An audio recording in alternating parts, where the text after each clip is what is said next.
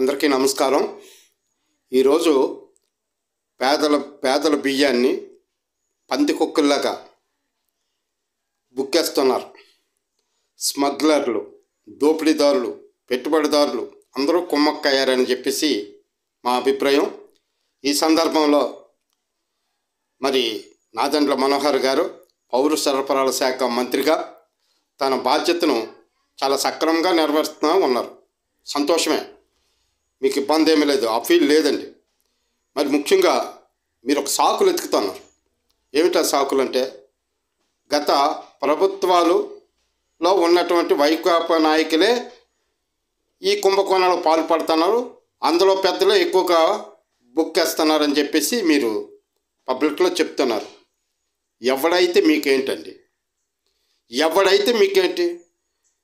పలానోడు స్మగ్లర్లు పేదల బియ్యం ఎగుమతులు చేసి కుంభకోణాలు పాల్పడుతున్నారని మీకు ప్రత్యక్షంగాను తెలిసినప్పుడు దానికి సంబంధించినటువంటి సాక్ష్యాధారాలు ఉంటే తక్షణమే వాళ్ళ మీద ఎందుకు చర్యలు తీసుకోలేకపోతున్నారు? కారణం మీకేమైనా మొగమటమా? మీకేమైనా ఇబ్బంది ఉందా? మరి ఎందుకు మీరు వెనకాడుతున్నారు? అలా నెపాలు చేసి నెట్టొద్దు. వాళ్ళ పెద్దలు వీళ్ళు పెద్దలు ఎవరికి పెద్దలు? ప్రభుత్వానికి అందరూ తొత్తులే ఉండవలసిందే, తొత్తయి ఉండవలసిందే.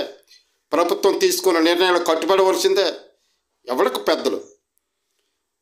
ఎవరింటికి వాడు పెద్ద కావచ్చు, అంతిమంగా ప్రభుత్వమే పెద్ద. ప్రభుత్వ నిర్ణయాలకు ఉండవలసిందే. మీకు దమ్ము ధైర్యం ఉంటే మంత్రి గారు, ఎవరైతే గత ప్రభుత్వంలో పెద్దలు పేదల బియ్యాన్ని ఈ విధంగా లాక్కుంటున్నారో, స్మగ్లింగ్లు చేసి ఇతర దేశాలకు ఎగుమతులు చేసుకుంటున్నారో, మీరు పట్టుకున్న ప్రతి బీపీ కింద కూడా ఎవరు అన్నది ఏమీ తెలియకుండా ఉండదు. ప్రభుత్వం తలుచుకుంటే దర్యాప్తు జరిపితే, ఇప్పటికే సిట్ వేశారు, అది వేగవంతం చేయండి.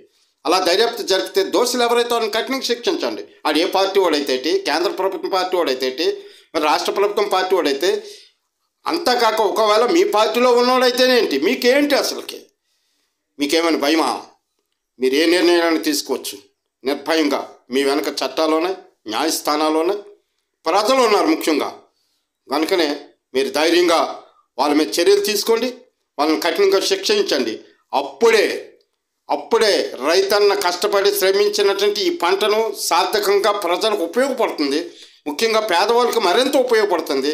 ప్రభుత్వానికి మంచి పేరు వస్తుంది.